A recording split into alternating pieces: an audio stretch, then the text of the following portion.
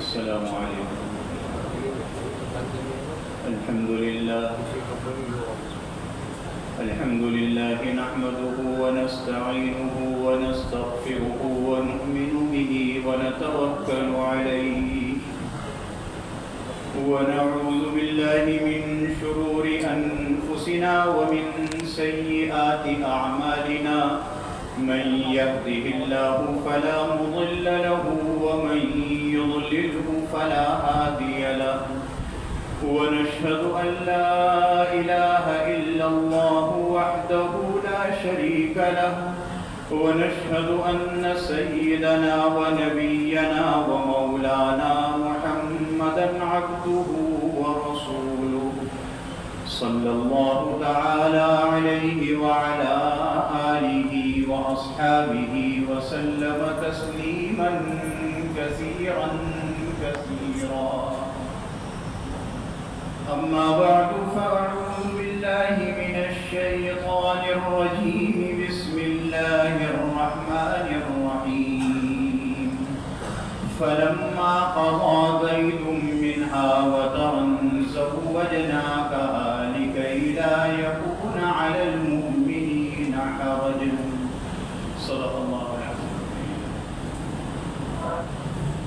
بزرگان محترم اور برادران عزیز،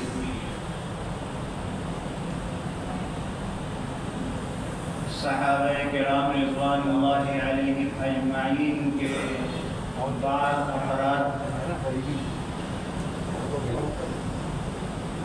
جن کے ایمان قبول کرنے کا اور پھر اس ایمان پر ثابت قدم رہنے کا واقعہ ہمارے لیے ایمان میں تازگی کا سبب ہے، وہ آپ کے سامنے بیان ہو رہے ہیں.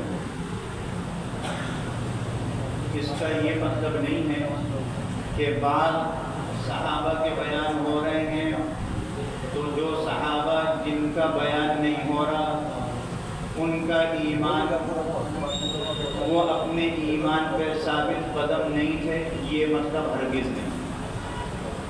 سب اپنے ایمان پر ثابت قدم ہیں، لیکن بعض صحابہ ایسے ہیں کہ انہوں نے ایمان بڑی مشقت کے بعد قبول کیا.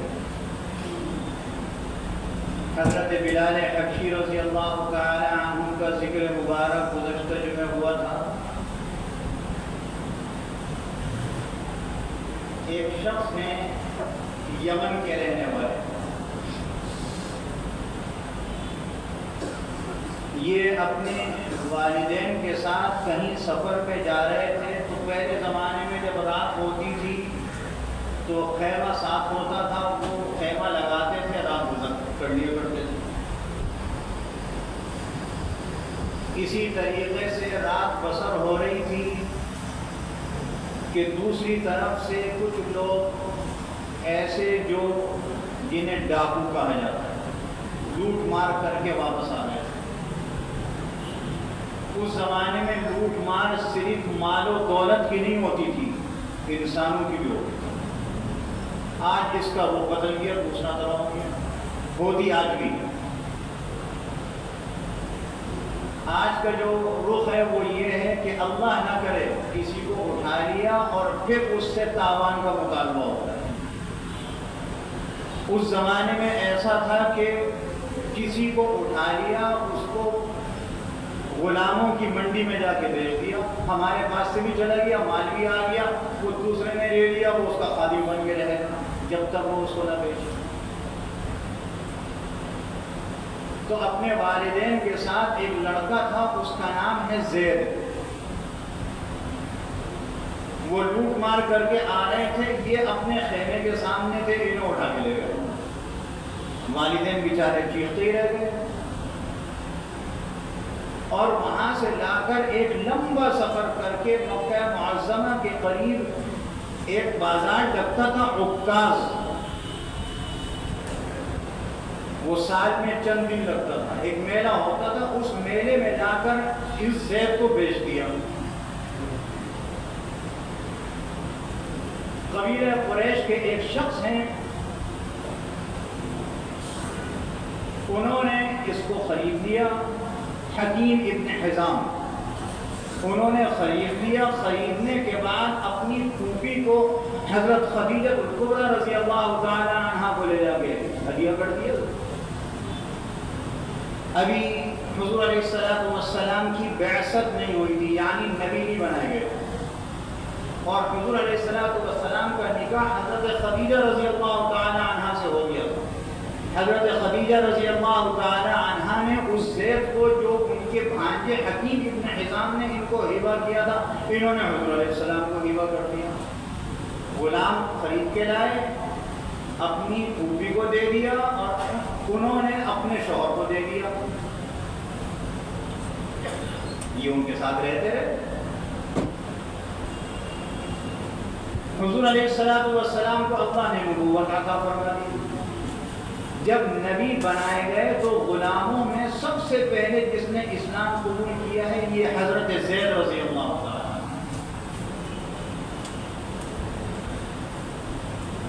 یمن کے کچھ لوگ حج کے لیے آئے، انہوں نے مکے میں ان کو دیکھا، حضرت زید کو۔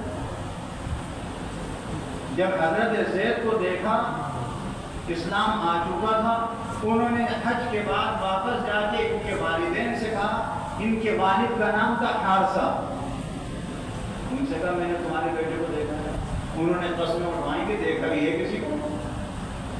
جب ان کو معلوم ہوا کہ مکہ مکرمہ میں ہے تو وہ حارثہ اپنے بھائی کے ساتھ مکہ مکرمہ ہے۔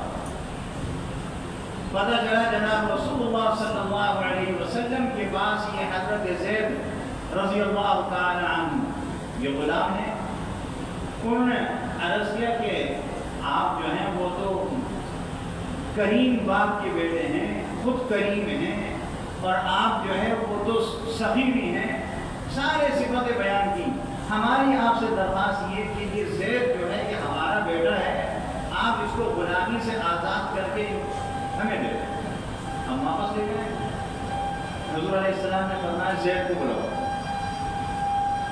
جب زید آ گئے تو ان سے کہا کہ یہ زید تمہارے سامنے ہے، جس کو اختیار ہے کہ تمہارے ساتھ چلا جائے، اس کو اختیار ہے میرے ساتھ رہے، جیسا یہ کہے گا مجھے قبول ہے۔ کس نے کہا؟ حضور علیہ السلام۔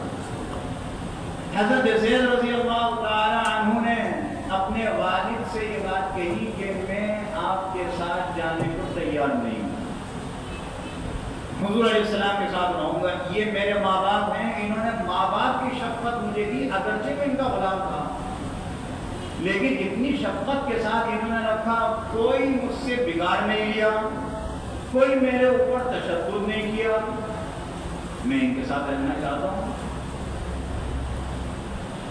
تو ان کے والد نے کہا کہ اختیار تو آپ نے ان کو دیا تھا، اپنے اختیار سے آپ کو چنتا ہے۔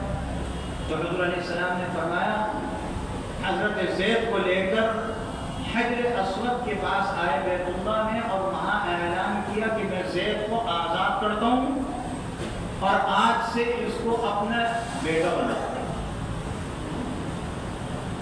تو وہ حضرت زید ابن حارثہ جو تھے وہ پورے مکے میں حضرت زید ابن محمد سے مشہور ہو گئے۔ یہاں سے بہت سے مسائل نکلے، آگے جا کے بتلاؤں گا۔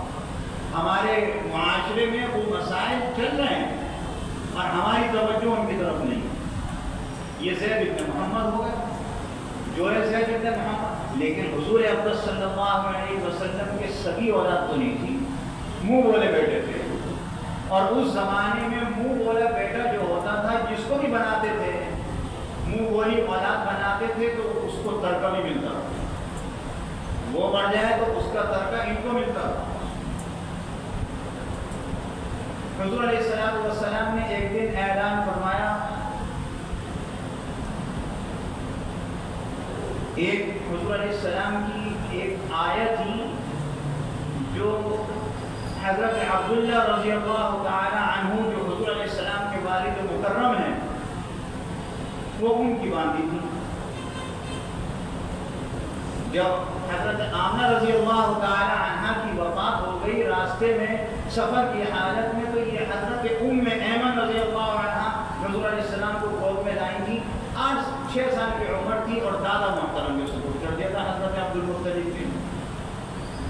وہ حضرت ام ایمن، بڑی عجیب خاتون تھی۔ حضرت عمر فاروق رضی اللہ تعالی عنہ اپنے زمانے خلافت میں ان سے ملاقات کے لیے جایا کرتے تھے وقتاً فوقتاً، اور جاتے اس لیے تھے کہ حضور علیہ السلام ان سے ملاقات کے لیے جاتے تھے، بڑا اکرام کرتے تھے حضور علیہ السلام۔ تو ایک دن حضرت عمر رضی اللہ تعالی عنہ گئے اور حضرت عمر نے کہا کہ اے ام ایمن مجھے کوئی نصیحت کر دیجیے۔ اللہ اکبر، امیر المؤمنین حضرت ام ایمن رضی اللہ عنہ سے مجھے کوئی نصیحت فرما دیجیے۔ تو حضرت ام ایمن رضی اللہ تعالی عنہ نے نصیحت کی کہ اے امیر المؤمنین لفظوں کے ہیر پھیر میں مت جانا، لفظوں کے ہیر پھیر میں مت جانا۔ جب تم چھوٹے سے تھے، پیدا ہوئے تھے، شیر خوان تھے، کھیلنے کی عمر تھی، لوگ تمہیں عمیر کہتے تھے۔ عمیر، عمیر کا مطلب ہے چھوٹا سا عمر۔ جب تم بڑے ہو گئے، بالغ ہو گئے، وہ لفظ بدل گئے، تمہیں لوگ عمر کہنے لگے۔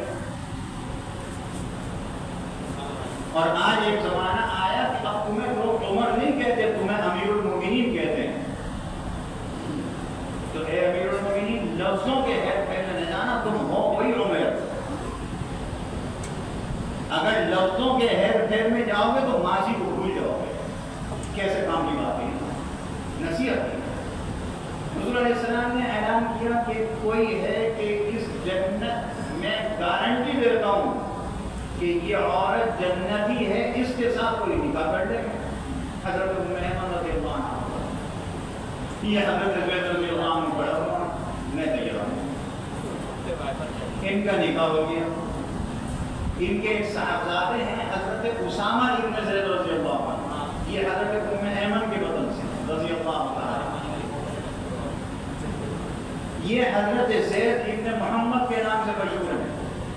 پھر ایک وقت آیا کہ حضور اقدس صلی اللہ علیہ وسلم نے ان کا نکاح اپنی پھوپھی ذات بہن سے کر دیا، بیوہ تھی حضرت زینب بنت جحش رضی اللہ عنہ۔ نکاح ہو گیا۔ جب نکاح کا وقت آیا تو حضرت زینب رضی اللہ تعالی عنہ کے بھائی سے، جو پھوپھی ذات بھائی ہیں حضور علیہ السلام، حضور علیہ السلام نے فرمایا کہ زینب کا نکاح زید سے کر دو۔ انہوں نے بہت مشورے کے بعد، غور و فکر کے بعد، کہ یہ شخص جو ہے اس کے اوپر غلامی کی چھاپ ہے، اگر کیا آزاد ہو گیا لیکن چھاپ تو لگی ہوئی ہے، اور ہم قریش کے اونچے درجے کے لوگ ہیں، تو یہ کہاں سے جوڑ ملے گا؟ لیکن حضور علیہ السلام کا حکم تھا، نکاح ہو گیا، اور اللہ کو دوسری چیز منظور تھی۔ یہ جو قرآن کی میں نے آیت پڑھی ہے، اس میں اللہ نے اس کو ذکر فرمایا۔ یہ واحد صحابی ہیں جن کا نام قرآن میں آیا ہے، فلما قضى زید، کسی صحابی کا نام نہیں آیا قرآن میں سوائے۔ نکاح ہو گیا، نئی نئی ہوا کہ شکایت کرتے رسول اللہ صلی اللہ علیہ وسلم سے کہ وہ ایسا ہے اور میں نبھا نہیں سکتا، مجھے اجازت دے دے، میں طلاق دے دوں۔ آپ پھر سمجھا کے بھیج دیتے، لیکن نئی نئی بھی طلاق دینی پڑ گئی۔ جب طلاق ہو گئی، عدت گزر گئی، اللہ نے حکم دیا کہ فلما قضى زید منها وطرا زوجناها، حضرت زید کا نکاح ہوا تھا، جتنی مدت رہی علیحدگی ہو گئی، تو اللہ حکم دے رہے رسول اللہ صلی اللہ علیہ وسلم کو آپ زینب کے ساتھ نکاح کیجیے۔ بڑی عجیب بات ہے، ابھی تو لے بالغ کے منہ بولے بیٹے تھے، اور منہ بولے بیٹے کی جو بیوی تھی وہ تو بہو کے درجے میں آ گئی، اور وہ یہی سمجھتے تھے، لیکن شریعت میں نہیں ہے۔ ہمارے یہاں بڑا عجیب حساب ہے۔ حضور علیہ السلام نے اس آیت کے بعد یہ فرمایا کہ بھئی دیکھو زید ابن محمد اس کو اب کوئی نہ کرے، اس کے والد کے نام سے یاد کریں، زید ابن حارثہ۔ اگر کوئی منہ بولا بیٹا بنا لے، لے بالغ بنا لے، بیٹی بنا لے، وہ حقیقتاً اس کی بیٹی نہیں ہوتی، جو اپنے منہ سے کہہ رہا ہے کہ میری منہ بولی بیٹی، حقیقتاً نہیں ہے۔ نہ ترکے میں اس کا حساب ہوگا اس کے، نہ اس کے۔ اور نہ کوئی رشتہ داری کا معاملہ ہوگا. ہمارے یہاں کیا خرابی ہو رہی ہے؟ اولاد نہیں ہوئی، ایک عرصہ گزر گیا، اللہ کی دین، اولاد نہیں ہوئی. ہم کہتے ہیں کسی سے اولاد بہت دے دیں، لیتے ہیں، بہت سارے لیتے ہیں، اور کوئی غلط بھی نہیں. لیکن اس اولاد کو جب گود لیا ہے، بڑے ہونے کے بعد اگر وہ لڑکا ہے تو جس مرد نے لیا ہے اس کی بیوی کے بغیر نہ ہٹ جائے، اس سے پردہ ہو. ہمارے یہاں غلطی یہ ہے کہ ہم اولاد گود لیتے ہیں، بڑے ہوتے ہیں، ان کے کاغذات میں سرکاری کاغذات ہوں، اسکول کے ہوں، کہیں کے بھی ہوں، باپ کے نام میں اپنا نام لکھواتے ہیں. حضور علیہ السلام نے ارشاد فرمایا جو کسی کا نسب بدلتا ہے اللہ کی اس کے اوپر لعنت ہو رہی ہے. مسئلے کی بات ہے یہ. حضرت زید رضی اللہ عنہ کے حالات سے مسئلہ پتہ چلا اور قرآن سے یہ مسئلہ پتہ چلا. ہم اس کے شناختی کارڈ میں اپنا نام لکھواتے ہیں ولدیت، اور بعض ایسے ہیں کہ ان کو ترکے میں بھی پھر کچھ دیتے ہیں. گفٹ تو دے سکتے ہیں آپ، اور وہ بھی تہائی مال کے اندر اس سے زیادہ نہیں، لیکن ترکہ نہیں دیا جاتا. وہ آپ کا حقیقی اولاد میں سے نہیں ہے. تو حضرت زید رضی اللہ عنہ نے جو حضرت زینب رضی اللہ عنہ کو طلاق دی، اللہ نے حکم دیا نکاح کیجیے آپ ان سے. یہ معاشرے میں سمجھا جاتا ہے کہ لے پالک کی بیوی بہو ہوتی ہے، ہماری نظر میں بہو نہیں ہے، آپ نکاح کیجیے، یہ معاشرے کی اصلاح ہو جائے گی. حضور علیہ السلام نے نکاح فرمایا. حضرت زینب رضی اللہ تعالی عنہ پہلے بھی کئی مرتبہ کی بیوہ تھی، یہاں سے مطلقہ تھی، نکاح ہو گیا، ام المؤمنین بن گئی. ہماری آپ کی سب کی ماں ہے رضی اللہ تعالی عنہ. اللہ ہمارا حشر ان کے قدموں میں نصیب فرما دے. جب نکاح فرما لیا تو منافقین نے، یہودیوں نے یہ کہا کہ آپ اپنی بہو سے نکاح کرتے ہیں،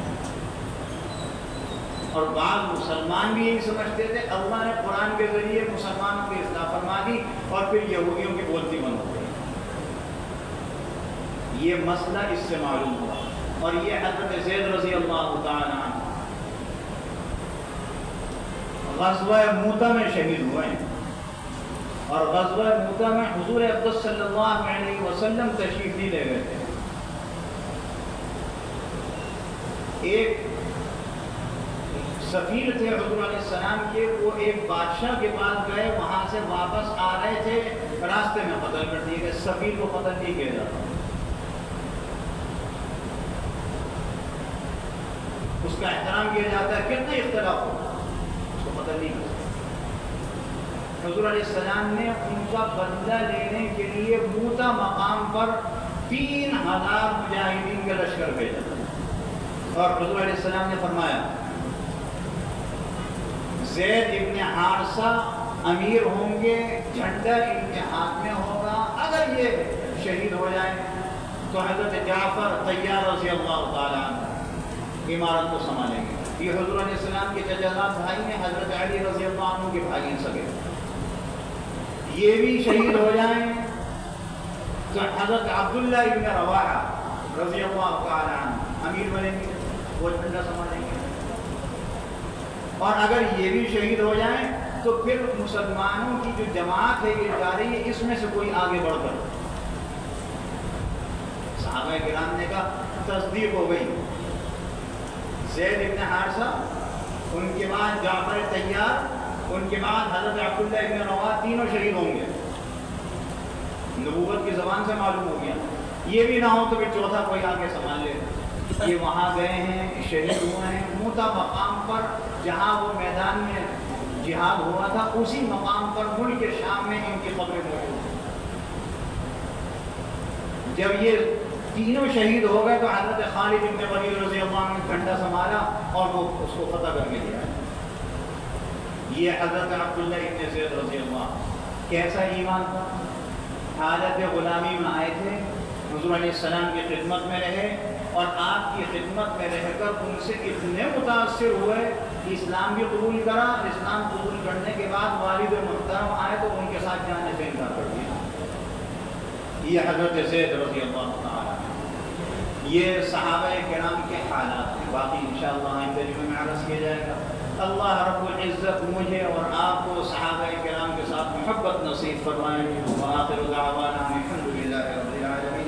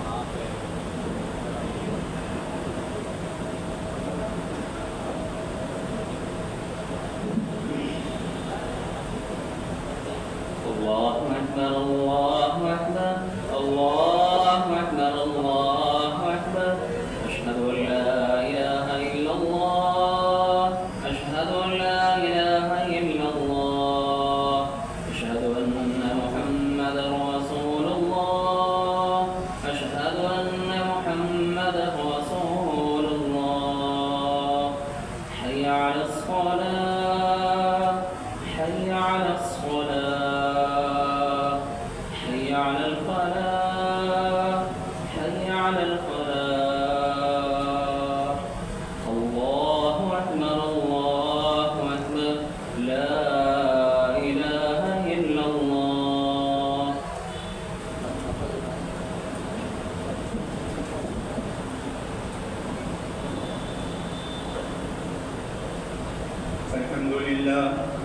الحمد لله نحمده ونستعينه ونستغفره ونؤمن به ونتوكل عليه ونعوذ بالله من شرور أنفسنا ومن سيئات أعمالنا من يهده الله فلا مضل له ومن يضلله فلا هادي له ونشهد أن لا إله إلا الله وحده لا شريك له ونشهد أن سيدنا ونبينا ومولانا محمدا عبده ورسوله صلى الله عليه وسلم تسليما كثيرا أما بعد فأعوذ بالله من الشيطان الرجيم بسم الله الرحمن الرحيم يا أيها الناس اتقوا ربكم الذي خلقكم من نفس واحدة وخلق منها زوجها وبث منهما رجالا كثيرا ونساء واتقوا الله الذي تساءلون به والأرحام إن الله كان عليكم رقيبا بارك الله لنا ولكم في القرآن العظيم ونفعنا وإياكم بالآيات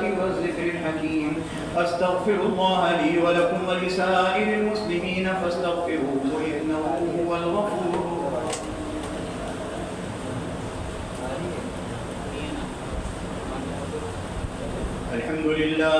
الحمد لله وكفى وسلام على عباده الذين اصطفى خصوصا على سيد الكونين وخاتم الأنبياء وعلى آله وأصحابه الأتقياء أما بعد فأعوذ بالله من الشيطان الرجيم بسم الله الرحمن الرحيم إن الله وملائكته يصلون على النبي يا أيها الذين آمنوا صلوا عليه وسلموا تسليما اللهم صل على محمد عبدك ورسولك وصل على المؤمنين والمؤمنات والمسلمين والمسلمات وبارك على محمد وأزواجه وذريته قال النبي صلى الله عليه وسلم أرحم أمتي بأمتي أبو بكر وأشدهم في أمر الله عمر وأصدقهم حياء عثمان وأقضاهم علي وفاطمة سيدة نساء أهل الجنة والحسن والحسين سيدا شباب أهل الجنة وحمزة أسد الله وأسد رسوله رضي الله تعالى عنهم وعن كل الصحابة أجمعين اللهم أنت الله لا إله إلا أنت الغني ونحن الفقراء أنزل علينا الغيث واجعل ما أنزلت لنا قوة وبلاغا إلى حين اللهم اسقنا غيثا مغيثا مريئا مريعا نافعا غير ضار غير آجل اللهم اسق عبادك وبهيمتك وانشر رحمتك وأحيي بلدك الميت اللهم اسقنا غيثا مغيثا مريعا غدقا مجلجلا عاما طبقا سحا دائما اللهم اسقنا الغيث ولا تجعلنا من القانطين برحمتك يا أرحم الراحمين والحمد لله رب العالمين عباد الله رحمكم الله إن الله يأمر بالعدل والإحسان وإيتاء ذي القربى وينهى عن الفحشاء والمنكر والبغي يعظكم لعلكم تذكرون اذكروا الله يذكركم ولذكر الله أكبر والله يعلم ما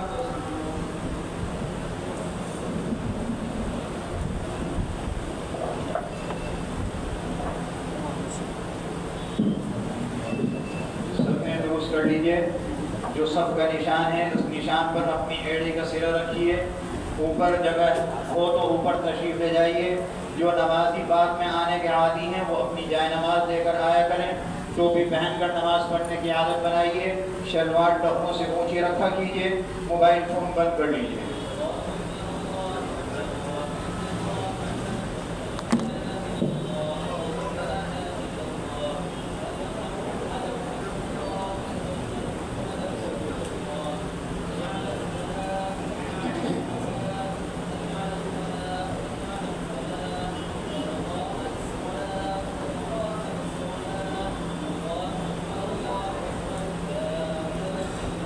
الله أكبر.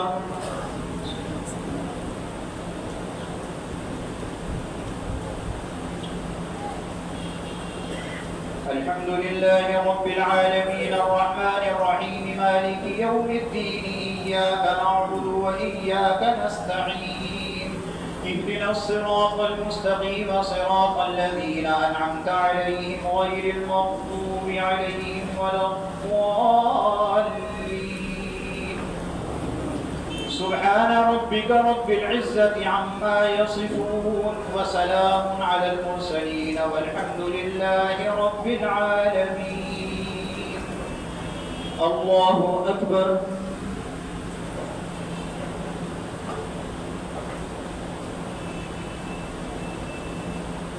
سمع الله لمن حمده. الله أكبر.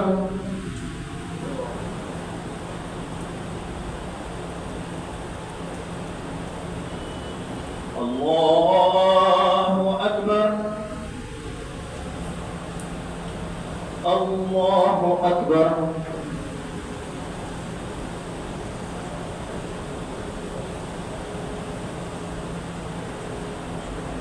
الله أكبر. الحمد لله رب العالمين الرحمن الرحيم مالك يوم الدين إياك نعبد وإياك نستعين اهدنا الصراط المستقيم صراط الذين أنعمت عليهم غير المغضوب عليهم ولا الضالين. والعصر إن الإنسان لفي خسر إلا الذين آمنوا وعملوا الصالحات وتواصوا بالحق وتواصوا بالصبر. الله أكبر.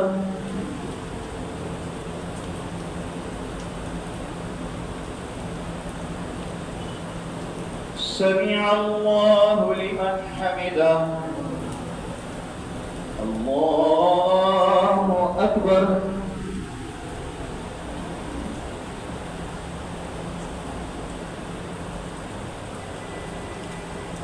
الله أكبر. الله أكبر.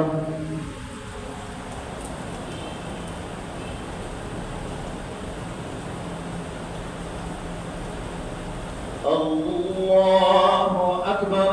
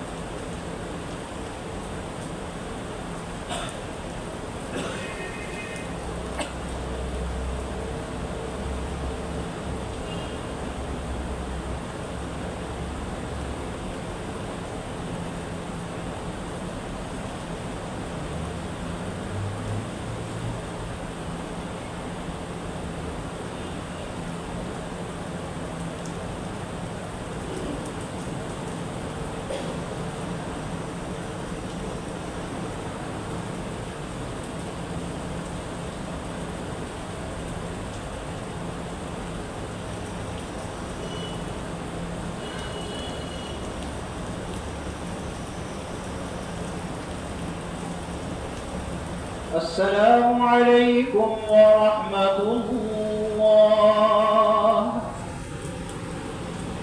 السلام عليكم ورحمة الله. الله أكبر. استغفر الله.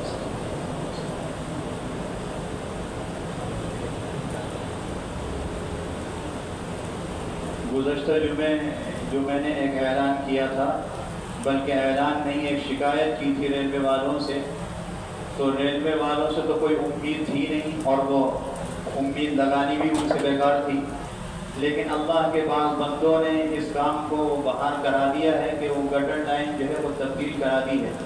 میری معلومات کے مطابق جنہوں نے کرائی ہے وہ ان کا تعلق بینکوں سے ہے۔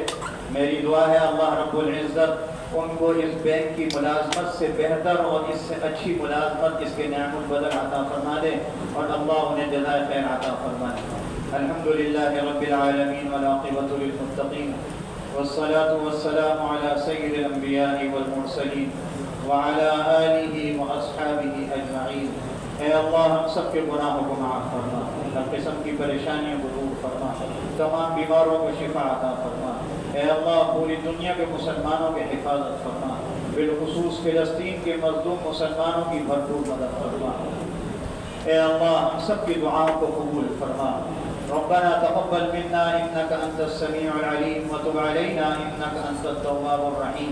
اس مسجد کے ایک قدیم نمازی تھے، رمضان المبارک کے میں تراویح اور آخری عشرے کی بھی نمازی تھے، جناب خورشید علی صاحب. ان کا پرسوں انتقال ہو گیا. دعا کیجیے اللہ تعالیٰ ان کی مغفرت فرمائے، ان کے درجات کو بلند فرمائے، ان کے متعلقین کو اللہ صبر جمیل عطا فرمائے. ہماری زندگیاں جب تک کی بھی ہیں اللہ ہم سب کو اسلام پر قائم رکھ، ایمان پر خاتمہ فرما. قیامت کے دن اپنا دیدار اور حضور اقدس صلی اللہ علیہ وسلم کی شفاعت میسر فرما. رب اجعلنی مقیم الصلاة ومن ذریتی ربنا وتقبل دعاء. ربنا اغفر لي ولوالدي وللمؤمنين يوم يقوم الحساب. وصلى الله تعالى على خير خلقه محمد وآله وأصحابه أجمعين.